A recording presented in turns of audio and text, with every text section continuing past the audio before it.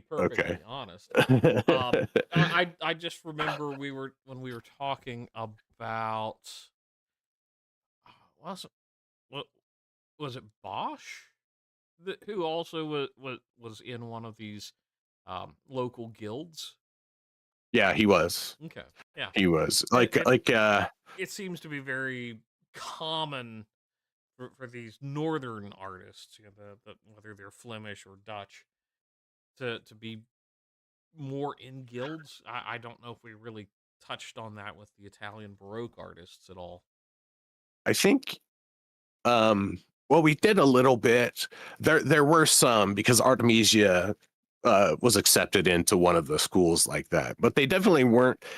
I don't think. Well, they probably did have kind of similar things, Hmm. um, but yeah. So guilds were, you know, they were a pretty popular thing, and that the organization, like the fraternal organizations that Bosch was like, they became the guilds. Hmm. Um, and so he married Van Noort's daughter, which is probably why he stuck around. Um, and they had 8 kids together. Well, obviously I can't blame him if he stuck around and got that kind of accomplishment. Wow. Hmm. Yeah, 8 kids. Of course, it was, you know, the 1600s, so they had a couple of kids that died in infancy. Hmm. Um, and then a couple that lived for a long time. Uh, okay. Am I not? Let me check my OBS. Oh my shit. Oh, is it crashing out again? No, Oh, lovely. So, no. Okay. all right. No, what it was is I'm a dumbass. Did you mute yourself again? Uh, uh, okay. Okay. Well, I So, said we could go 5 minutes over, so let's go 5 minutes over. right. So, yeah. So, okay. We'll jump back now that I've fixed my mic because I'm a moron. Uh, okay, so anyhow, so he was born, this is Jacob Jordan's was one of the pillars of the, yeah, I'm a retard. I forgot to add my microphone to this scene. I put it in every other scene when I tested it. I got a new microphone and I forgot to add it to the main scene. So double dumbass on me. But okay, but that's fine. We'll start back. So he was born in 1593 to a successful linen merchant, and his mother was also a wealthy heiress, and so he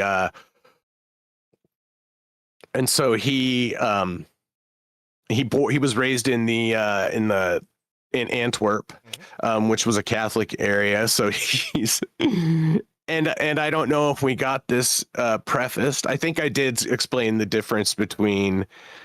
Uh, I think I did get the difference between the Spanish Netherlands and the Dutch Netherlands in here before I switched over. So I anyhow, think so, yes. At least I hope yeah. so. So okay. So first off, we'll say he apprenticed to Adam Van Noort, who was the same person who Rubens apprenticed with. Although Rubens did apprentice with other people, Van Noort was Jordan's only teacher.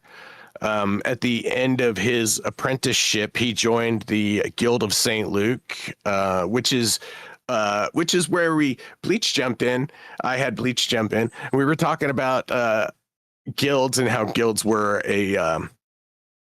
they were a popular thing at the time. Last week we talked about Rembrandt. When we were talking about Rembrandt, of Yep. course we talked about the Surgeons Guild and the Well, Drapers Guild. and we also So touched on the basically the City Defense Guild, if you want to extend that very loosely. yeah, yeah, yeah. So back in the previously, as we were saying about Bosch in the 15th century, they had the confraternal organizations that were kind of like guilds, but they may not have been organized for necessarily a central commercial interest. No, Um, typically the co-fraternal organizations were of a more religious nature. So Yeah. it was basically ways to support the church without necessarily being active in the church at that particular moment. Yep. You see that very common both in the Catholic and Protestant movements of the time. Yeah. And so yeah, it's the Guild of St. Luke, which St. Luke is a patron saint of artists. And then he married Van Noort's daughter in 1616, so a year after his apprenticeship had ended, and he'd started to establish himself. And they had 8 kids.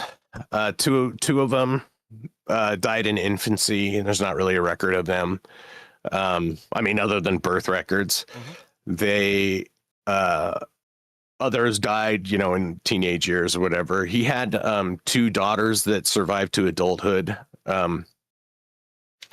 But the last record of his lineage ends in 1678, so there's no current heirs. And he worked alongside. So there's 3 pillars of the Flemish Baroque movement, and it's Rubens, Van Dyck, and Jordaens. And we haven't talked about Van Dyck. We may come back to him later, but Yeah, we but need to look at some other time periods. I think. yeah, yeah, we're gonna move on after this, but yeah. So he was a contemporary of Rubens. He worked alongside Rubens. They were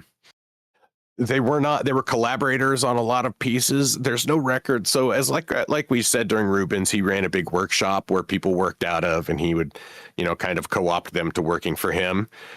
And he never actually worked out of Rubens' workshop. There's no record of him. There's, like I said, there's lots of records of him collaborating, and of course they would have known each other. So I don't know whether they were friends or not, but I would imagine they were friendly. One would think there's if they both had apprenticed under Van Noort that there was some connection of some, whether it was just a yeah, general respect, friendship, or they threw paint at each other out of frustration. We'll never know, but it's still very much a high likelihood that they would have been dealing with each other on a regular basis, not just with the workshop side. right. And yeah, so they and they all ran in the same circles. And so when Rubens died, when Rubens died, he became the premier painter in Antwerp. And he had already gotten commissions from he was already a very, very well-known painter by this point. But he started getting a lot more commissions and stuff like that after Rubens died. And then later in his life, he actually converted to Protestantism. He became enamored with the teachings of Calvinism and became a Calvinist. So that was a late life conversion. And then during the 1660s, he received some pretty major commissions, one of which we're going to look at here. Commissions from the House of Orange at The Hague, from King Charles's first successors in England, and other painters, like a lot of royalty, and he did a lot of big famous works during that period. And then in 1678, he died of the plague along with 2 of his daughters. Now there was a resurgence of the bubonic plague in the Netherlands during that time, but it's not known if that's specifically what it was or if it was typhus. Because a lot of the times when they die of, like, typhus was a plague that went through, and it's colloquial to call typhus the plague. So yeah, it's almost getting into that. Oh well, what influenza strain do you have? No, just the flu. Right. So So with that said, we're gonna jump into one of his works now. The first painting we got online here, and it is the Return of the Holy Family from the Flight into Egypt. Hmm. This was painted in between 1616 and 1618 for a private patron. It's oil on canvas. It's 5 feet by 4 feet, so it's a sizable painting. Hmm. Uh, it's currently on display at the Prado in Madrid. And it depicts a scene from Matthew 2 Matthew 2:19 through 23. Mm-hmm. But when Herod was dead, behold, an angel of the Lord appeareth in a dream to Joseph in Egypt, saying, Arise, and take the young child and his mother, and go into the land of Israel, for they are dead which sought the young child's life. And he arose, and they took the young child and his mother, and came into the land of Israel. But when he heard that Archelaus did reign in Judea in the room of his father Herod, he was afraid to go thither. Notwithstanding, he warned God in a dream. He turned aside into the parts of Galilee, and he came and dwelt in a city called Nazareth, that it might be fulfilled, which was spoken by the prophets, that he shall be called a Nazarene. Okay, so that's that. Hmm. So the details of the painting are not specifically what we're going to spend a lot of time talking about here, although it does. There's a lot of this that's different that you don't see in a lot of other paintings of this, and that Mary has the kind of the hat with the feather in it. Mm-hmm. It's a lot more casual than you would think. It's more casual and relaxed. Yeah. I mean, it's more of a portrait of a family on a walk with their little terrier, rather Yeah, than a religious work, which I find yeah, kind of fascinating. yeah. And again, but that kind of goes it goes back with the theme of the Baroque artists depicting religious scenes in contemporary ways. Mm-hmm. Um, so I guess the one detail I do want to point out here is that the dog, he painted a lot of animals. He loved painting animals. There's gonna be a dog in I think almost every painting we're looking at here today. And this definitely does have a lot of it shows the chiaroscuro techniques that he did learn from looking at Caravaggio's work. Mm-hmm. And how I just point that out a bit too. It's the same thing with Rembrandt and a lot of the other, because Rembrandt never traveled. And neither did Jordeans, Mm-hmm. because there were prints available of all of that artwork, right? So they would replicate in workshops, they would replicate artworks Hmm. as prints and sell them as prints, because they knew they were like cheap knockoffs, so they'd sell them that. There were also engravings and etchings of them. Mm-hmm. And so these guys got to study those works they got to study Titian's works through prints. And at this point, there were books, that had prints and etchings of all those famous artworks and stuff. So they got to study him through that. So the interesting thing, or the most interesting thing about this painting, was that it pretty much stayed in the same family for the long time. The people who he painted it for, it stayed with them for a really long time, until about 1940. Wow. And in 1940, the castle where it was at was captured by the Nazis, right? And so the Nazis looted a bunch of artwork from the castle. They burned a bunch of artwork from the castle, and then looted a bunch of it and took it. Excuse me. And so this painting, so then it was considered lost. And so it was registered in Belgium, has a database of lost art. Art that was reported, because a lot of that stuff was recorded. Like, they have record of all that shit. And so, Yeah. Probably for tax purposes way back in the day at one point. right. And so it was looted. but it wasn't like looted and taken to Adolf Hitler's house or some Nazi archive. No, some SS officer or whatever took it and took it to his house. Um, and eventually it was found at a house in France, in the countryside in France, behind a false ceiling in 2022. So this Wow. painting was missing. It was in the same hands from like 1618 until 1940, and then went missing. And so, Wow. oh yeah, no, they did have. You're right. You're right, Victorian time traveler. You're absolutely right. They did take a bunch of the art and preserve a shit ton of it. You're absolutely right. And I'm not gonna say I'm not trying to, but for this specific castle, because I don't know exactly what they did, but they no, and they did not go around burning art. I'm not trying to say that at all. But in this siege, some of the art was burned in this castle. So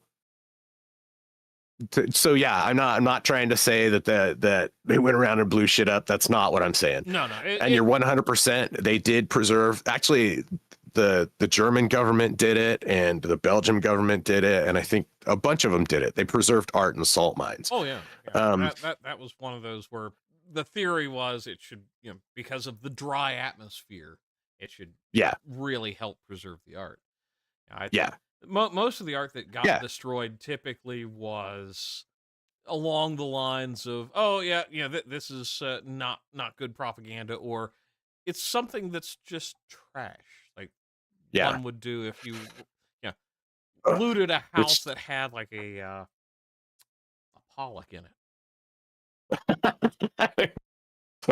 someone's gonna go burn down those fucking Rothkos. it.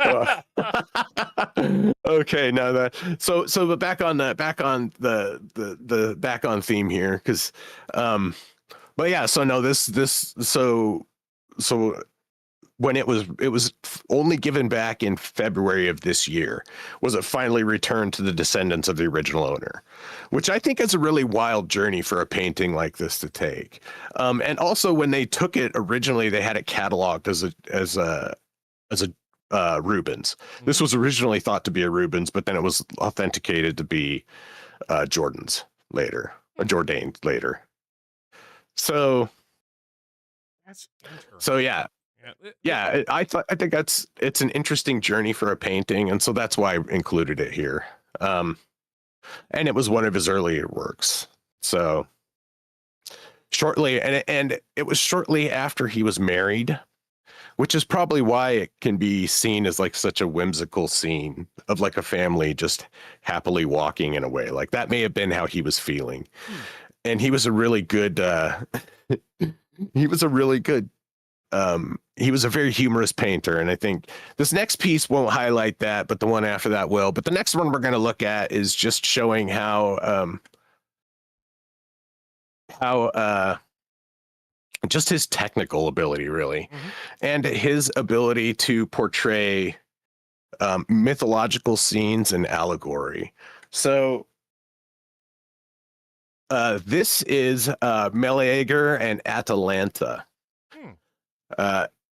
It was painted between 1618 and 1620 for a private patron. And then it was moved to the Spanish Royal Collection in 1666, where it's been ever since. It's oil on canvas, 5x7, and it also is currently at the Prado. And this was his first mythological painting that was really successful. It was one where people really it gave him fame. You know what I mean? Like it's one where people recognized him. And what this is a scene from. So the myth of Meleager and Atalanta, it's a scene from the Caledonian boar hunt. Okay. So King Onius, the king of Caledonia, had neglected to offer Artemis an offering at the end of the harvest season, kind of like boastfully neglected to offer it. And so in vengeance, he sent this monstrous boar, the Caledonian boar, for punishment. And then the boar, Uh, and then the boar, Basically ravaged the terrorized the town. countryside. Yeah, yeah, Uh, and so King Onius had a son, Meleager, um, and he was summoning Greece's greatest heroes. Now, this was before the Odyssey, so they're like proto Argonauts. Mm-hmm. So he had Jason, Theseus, Castor and Pollux, Peleus, Nestor, and then the beautiful Atalanta, the virgin huntress raised by Artemis herself. And so, and so, of course, bringing a woman along makes everything a little more complicated. But Meleager is, he's simping a bit, we'll say, but he's enamored by her, right? And so during the hunt, she's a very skillful hunter, but during the hunt, she's the first one who wounds the boar with an arrow. And although Meleager is the one who kills the boar, he offers the head and hide to Atalanta as a trophy. And so Meleager's uncles are pissed because that's not, it's not appropriate. They felt it wasn't appropriate because they were pissed. They just didn't like it. And so they tried to take the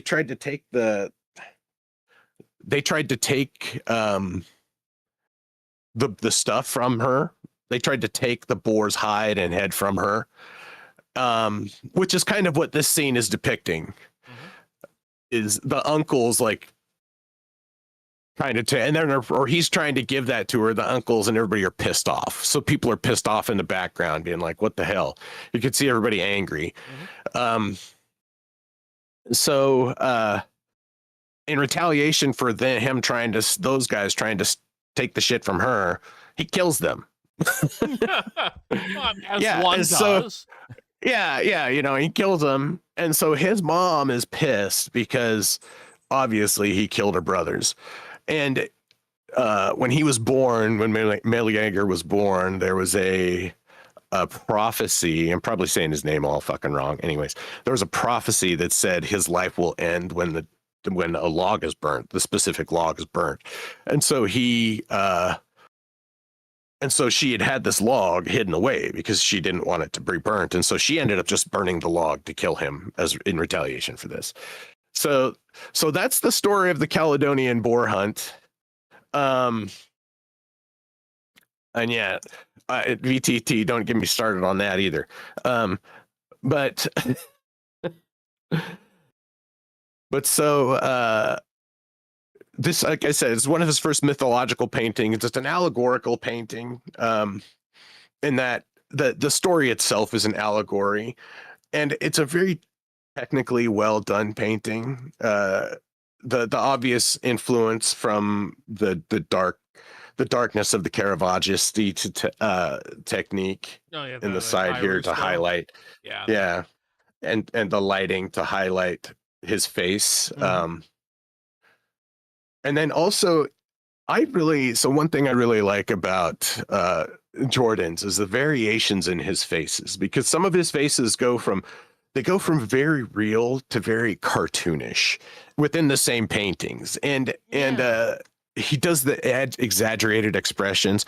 And I think part of it is like, he looks like a happy dude. In all of the portraits of him, he looks like a happy dude. And by all accounts, again, he was a fairly, happy and successful guy.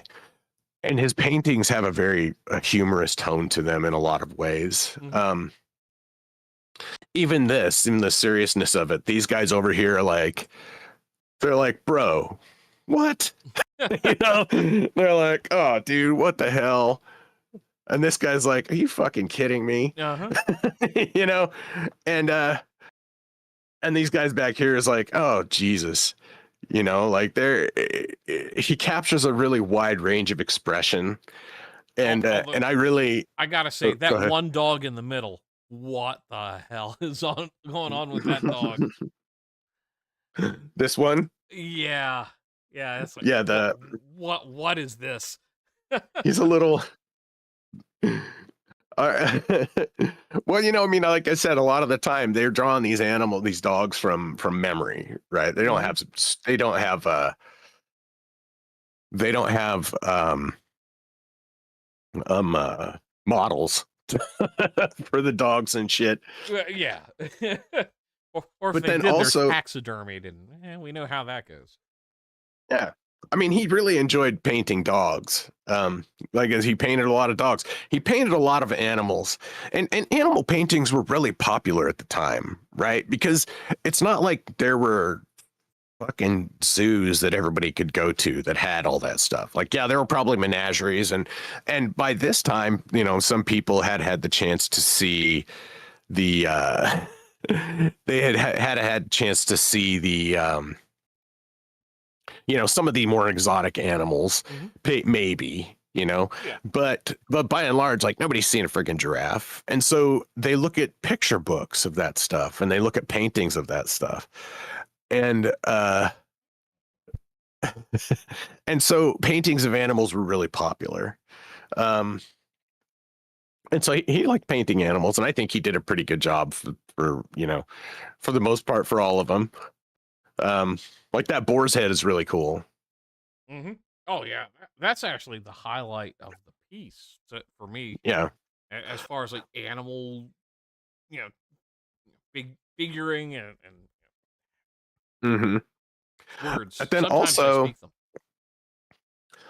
I guess I'd take this opportunity to point out another difference between the Flemish style and the Dutch Baroque style, and that impasto is that Rembrandt used is not like he's gone to lengths to make sure that the brushstrokes are not obvious, right? Mm. And he's not.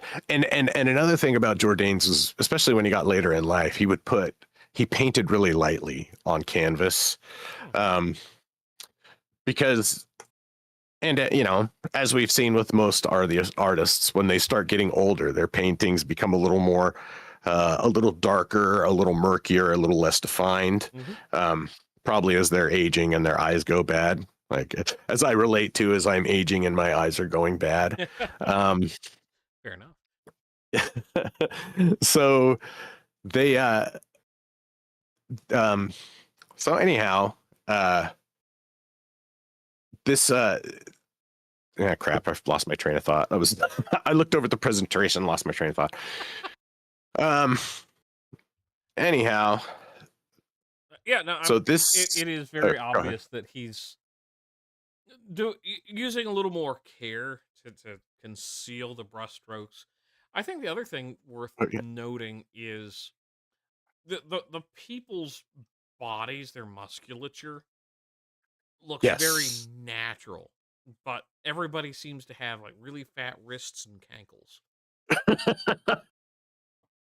he does, and it is kind of along the line. His women aren't as Rubenesque as Rubens, and he does still kind of hold on to that Hellenistic form a Hmm. little bit. The musculature.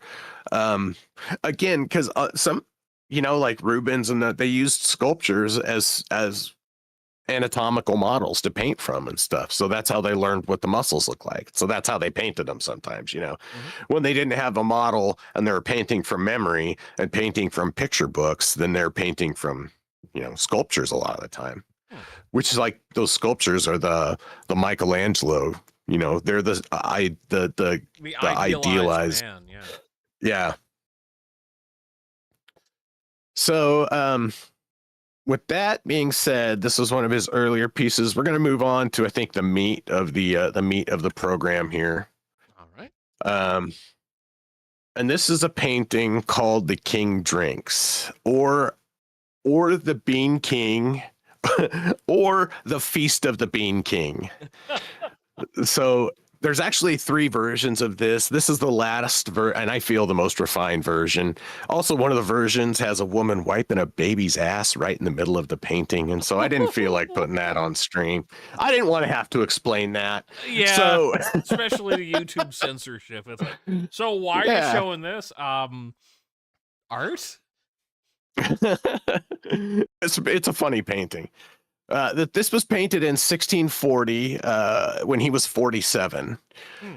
So he's he's about at my age when he did this, which makes me feel like a real success in life. The oil on canvas is 5.5 feet by 7.5 feet, or 5 by 5 inches by 7.5 inches. Sorry, and it's currently at the Kunsthistorisches Museum in Vienna, which is the Flemish art museum in Vienna.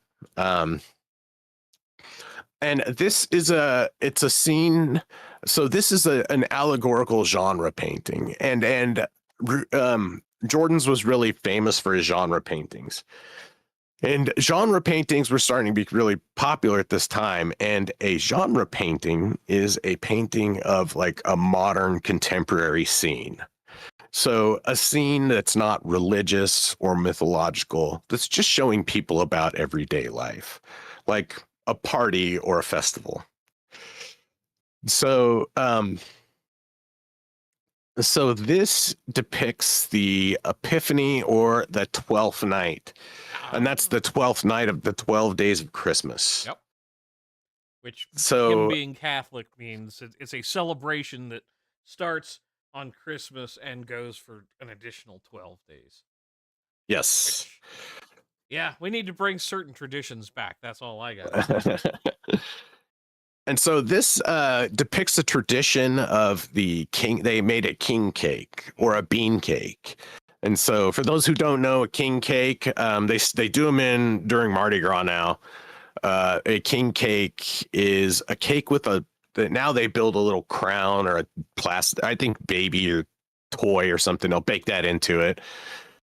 And then whoever gets that in their slice of cake, or whoever gets the cake with that in it, becomes the king for the day, right? And in this tradition, there were 12 roles in this tradition. Generally, they followed a roles that are usually integrated into the story or included in the story. So there's 12 little scripts hidden around this that we'll get to. But first thing we'll just look at the picture itself, look at the scene. So, I mean, you see people having a good time. There's a fat guy drinking. It's just people having a ruckus good time, and it looks fun, right? Like, I want to hang out with these people. Except for the guy on the far left pouring into the goblet. He's a little bit Picasso-esque, shall we say? Well, I mean, so here's the thing: is I have no doubt that there were some dysgenic looking people back then too. So it may be a perfectly accurate representation of the model. Right? I don't know. Right? That'd be hilarious. We're like, oh, this guy's perspective's all messed up, and then you meet the guy and it looks exactly like that. Yeah.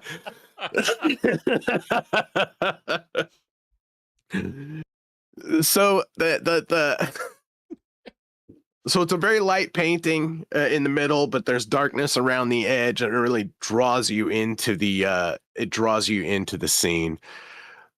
The foreground of it is kind of dark. The main light comes through in the middle on the table, throwing the light on the king, across the people, and onto the king and the queen. So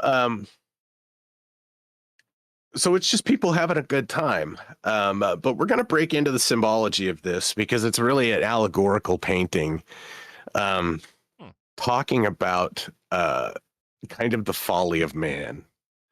And so the first thing we'll start with is at the top of the painting, there's this inscription here. And it's Bacchus. It's well, I guess one thing I'll say, what I notice here, so there's the guy in the middle here, and he's raising his glass up, and as you look at his glass, it brings you up to this plaque at the top. Yep. This inscription, zoom back out and get to it. This inscription here. So it is nil similivis insano quam imbrevis, and it is a quote from Cicero from the Tuscan Disputations 9, chapter 25. Mm-hmm. Nothing is more like a madman than a drunkard. So yeah, that is true. So immediately down from here, we'll go. So you see this guy feeding himself With right? the slice of meat. The slice of meat. Yep. So if you look at there's a little thing on his shoulder, and it says Die Vorschneider. So the Die Vorschneider is the carver. So many times in feasts like this, in order to make, when they had big things, like they would have a carver, and that carver was there to make sure that everybody got an equal portion. And and eventually they formed a guild, and they would be hired and apprenticed, because it was really a high position of honor, and it was a position of responsibility, because they were kind of tasked with maintaining decorum. Because if you were being a dipshit, he could just go, you're not getting anything. I'm not feeding you. And then he could say, hey, I want this guy out of here because I decide who gets food and who doesn't. But this guy is not. Yeah. He is not maintaining that. He has gone wild and eating like kind of like a savage, right? Like everybody's at the table having fun, and this guy's just dangling the meat in his mouth. So, oops. So we'll zoom back out for a bit. Okay. And then we'll come down to the middle here, and we're just going to follow this painting down. We'll follow down the line of the light right here. Of course, we come to the middle, and it's the king drinking, and the king's wearing a paper crown. Just direct the, or just to kind of show how flimsy this is, right? And how fragile and kind of farcical this kinghood is. And then immediately to his left is the queen, which is I can't even say that name, but this means the queen. And so, oftentimes during medieval feasts, the queen was the one who coordinated and decorated and tried to maintain decorum too. So in this, you can see she's trying to maintain decorum, but then she's not actually maintaining anything. She's just kind of sitting there. And then, I mean, if you want to look at her eyes and think she's a little messed up because of that, whatever, but she's not, she's being kind of demure, but it's a feigned like respectability. Either that or she's got a really bad case of heterochromia. That could be. Yeah. It's funny. LGM called it for you. So nice LGM. So from there, we're just going to keep going straight down the line of the painting here, down to the middle, and we'll see there's these two scraps of paper on the floor here. So next to the broken glass or the broken goblet on the floor, there is Der Hofmeister, who is the steward, and Die Sangel, who is the hangman. So, of course, the steward is charged with maintaining order and managing the feast and making sure everything goes in an orderly fashion. Right. The steward would be the one directing the carver. And then the hangman would be the one holding them accountable. So the hangman, the carver would get the hangman and say, "Get this bastard out of here." So, which makes me think that the cat is technically the hangman in this case. Right. Looking at him. So these positions are on the floor, underfoot, totally disregarded. So this shows just a complete inversion of and lack of order and decorum in this scene. So from here, just to highlight, and to build on that theme of the lack of order and decorum, we'll keep traveling around the painting. So first off, we'll go to this couple here on the left, the right, immediately above the king. Um, we'll see this has a De Roker and De Hoor. So I wonder whatever that could mean. Yeah, so the Roker is the smoker, and smoking at the time, it represented, because smoking came from the Americas, right? Tobacco came from the Americas. That's where they grew it. And so it was seen as like kind of a decadent thing. And then also people would just sit around and smoke all day long and not do anything else. Yeah. So, or they'd have to go outside to smoke because they couldn't smoke inside. So anyhow, they got a reputation, kind of a reputation for being lazy. So it's kind of sloth. And then, of course, the whore with the exposed breast and kind of the cheeky grin on her face, obviously. Yep. She's representing lust and desire. Let's see. Here's another interesting thing. There's a little kid down here sneaking a drink. Which seems a little improper. I know it wasn't totally uncommon for children to have a little bit of alcohol at this time, but I don't know if they would be partaking in such a raucous feast as this. So that's a little weird. Yeah, and then you've got the dog with the bloodshot eyes trying to stop her. Yeah. Yeah, the dog with the bloodshot eyes kind of begging for scraps down here. Again, another dog in the painting. He loved dogs. We're going to go over to the cat here, too, real quick, just to look at him. That is the most intense cat I've seen. Outside, he's not happy. Yeah, he's not happy. But I guess I understand it, right? Like, he's like, I'm trying to sleep, and you guys are degenerates.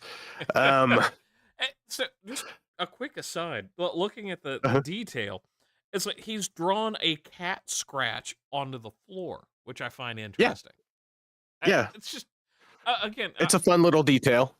I love these, old Baroque artists where there's just these little hidden things here and there where your eyes are being attracted to the big picture, and then the little scratch or some of the intricate details. It's great.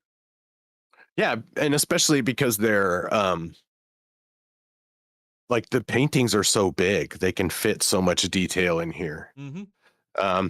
And so then there's this pottery on the floor, which is like, it's supposed to be like finery and stuff, but it's on the floor. So again, that kind of represents an inversion. Like, this is nice stuff. And why would it be on the floor instead? Instead of being up in a place of honor, it's like, no, this just goes on the floor. Because we don't care. Because it, again, is representing an inversion. Like the world being turned upside down by this drunken revelry. And so then right above that pottery, we get our old friend, the puker here. I think this is the first piece of art we've covered with someone vomiting. That's amazing. So his thing says he's the court medic, the king's physician. His hat says medicijn in Dutch. So that's an inversion, and let's show that the medic, the physician, is the sickest person here. Physician, heal thyself by purging. Right. That's a really interesting, like, of all people who should know not to overdo it and act and do that, it's the doctor who shouldn't. And the doctor is just like, nope, he's done it. He's puking his fucking guts out. And then directly above him is the, let me find her here. Demoe, who is the spinster or the aunt. She's just kind of observing. She kind of represents wisdom and age. She's kind of like one of the only rational people in this scene, but she's not doing anything to stop it either. She's participating in the madness also. So then we got Sloth up here pouring. I don't know anything about Sloth here, but if you look at the woman's face in the mirror here, and you can see the hands on her. You can see there's a hand holding her chin. Uh-huh. Um, Yeah, you if we just cut over here go and over scroll down, just a hair. yep, Yeah. Which we will see. I Yeah, have to go say ahead. that's such a excellent detail to have where you've got a mirror in there and it's actually reflecting what the viewer would actually see. Yeah, yeah. Um, no, it's got the back of the woman's head, and then he's got the woman's, the the man. That was a really cool detail. And this guy is a Deminaire, the lover, the courtier, and so really the lover is supposed to be like. And each of these people have a role. They all have a story. They all have a role. They're official like roles in the thing. And they're supposed to, he's obviously supposed to be the lover, which he's doing. They're engaging in the ruckus rivalry. Um, and then we've got our homie back here in the back, above the queen, in the back, partying up. And he has desot on his head, which obviously means the drunk, the fool. And he, I think, is kind of he's a bit of an anchor point on the painting, and to me, like because he's almost the center of it. Yeah, he's just slightly above, because the center it's an off-center painting. The composition is off-center.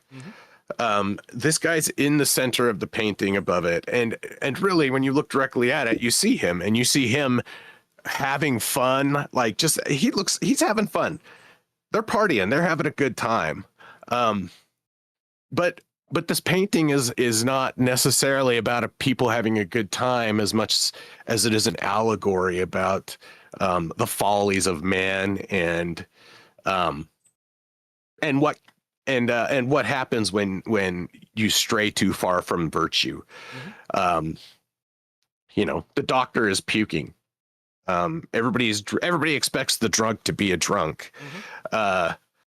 But instead of there being any kind of order or law or consequence, it's just raucous rivalry without revelry. Yeah. Jesus Christ, I'm having terrible. Revelry, raucous revelry without any like consequence or thought or really regard. Are you sure that's not you being depicted today on the far right of this painting? Just saying. Right. And so this really, aside from being such like an interesting, like all the little notes and everything hidden in there, it does have the difference of faces and the darker tone, as he was getting a little bit older, and he embraced more diverse techniques and encounter. Dang, I changed the word. Bring them into his style, like definitely include those into his style. He's got more influences than when he started out, which is fascinating because it's almost like he's kind of playing around with it in this painting more so than others, simply because of the subject matter. It's not something that is kind of grave matter when it comes to like religious art, where has to have a certain tone, or maybe some higher art where it's Greek mythology, where it's been studied, it's been beaten to death. It's like this is just a scene that the common man could technically experience.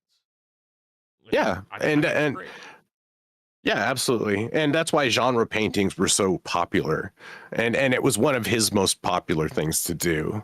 But with that, we're running a little close on time, so we're going to jump over to the next one, which is The Sacrifice of Isaac. We can speed through this one a bit because we already know the subject matter. We've already been there, done it. We talked about the binding of Isaac. This is just his treatment of it. That the providence of this painting is really the most interesting and important thing. So it was painted in 1625 for an unknown patron. And it's a big painting. Another one. It's almost 8 feet by 5 feet. So it's by almost 8 by 5. Mhm. Um, so in 1734, this was purchased from um, heirs of the of Jordaan's family. Um, Purchased from their collection and moved to Prussia, but it was cataloged as a Rubens when it arrived in Prussia. And Interesting. so, I yeah, understand it's why, but there's also just enough difference in the appearance of the figures to go that's not a Rubens. yeah, yeah.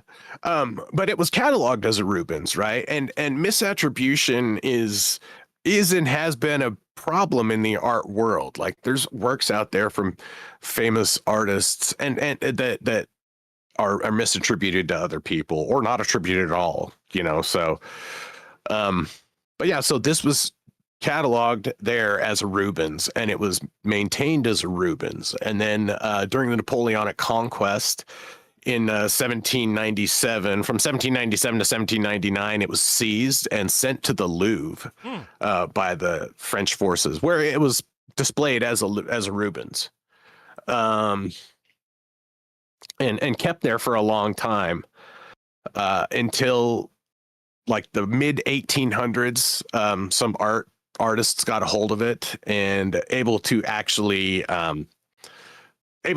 authenticate it as a Jordaens and not a Rubens. Hmm. So, really, this was just a quick story about. Again, this was another piece of work stolen during war, um,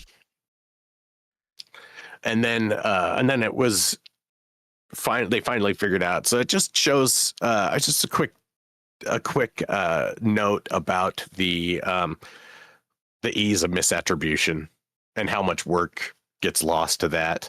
This is a super quick one. So, Sacrifice of Isaac, the Binding of Isaac, 1620, or did I say 1625? Mhm. So, the last one we're doing here is called The Triumph of Frederick Henrik. So this is a painting. It was painted in 1652 for Princess Amalia of Salms Braunfels, commissioned in honor of her late husband, Frederick Hendrik, Prince of Orange, for the Orange House in Huistenbosch in The Hague in Netherlands. Hmm. It's a ceiling fresco. It's fucking big. It's 25 by 24. It's like almost 600 square feet of painting. Um, Wow. That is one massive piece. yes, it's huge. So a little bit about Frederick Henrik. So he was born during the 80 Years' War for Dutch independence from Spain. Mhm. He died in 1647, and this was commissioned after that. He was known as the Seduer of Cities for a series of sieges that he laid against the Spanish to reclaim Dutch territories for the Dutch. Hmm. He was seen as a very brilliant military leader and diplomat, but also as someone who opted through the sieges. He was able to take the cities without a giant like military invasion and slaughtering everybody in the city. Hmm. You know, he kind of just held them out until they surrendered. Okay.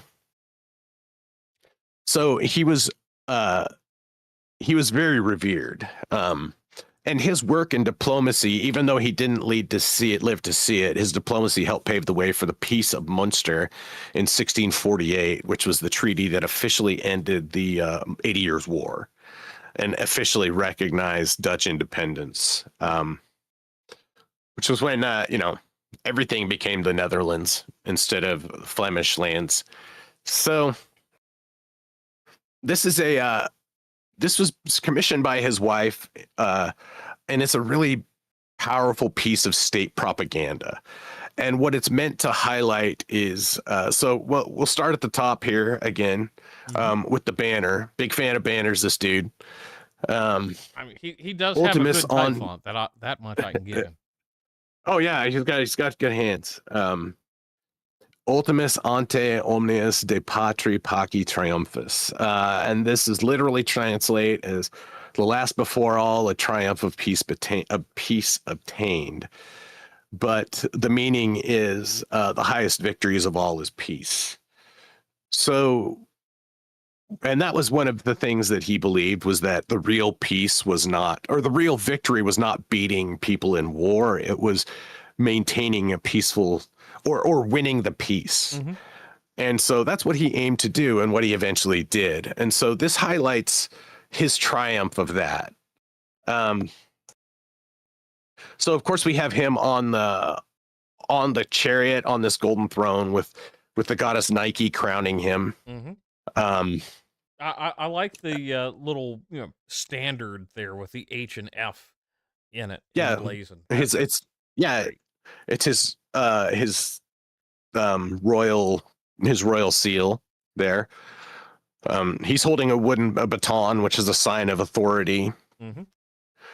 And the whole painting is peppered with mythological beings. So of course, right down here we see Apollo or Mercury with the winged helmet. Mm-hmm. This figure in the front here, who's also holding the baton and the armor, is thought to be an allegory for his military prowess, Mm-hmm. his martial prowess. Yeah, because it's Of very course, much the same face on both. yep. Let's see. I also think Jump it's over here. interesting the two statues of him. Yeah, the two statues of him in his armor. One with the helmet and the plume, symbolizing a battle, and then one with the laurel, symbolizing peace. Mm-hmm. And then you have Athena or Artemis down here, leading his horse, his Mm-hmm. procession. And then down here, this is envy and discord. So he's triumphing over envy and discord, and marching over them to bring harmony and peace. And he's being showered with riches and wealth from the heavens, and he's being protected from evil by angels. That's a very interesting and character, where you've got uh, perhaps Saint Michael or Gabriel, like fighting off death, at least. Maybe the devil. Yeah.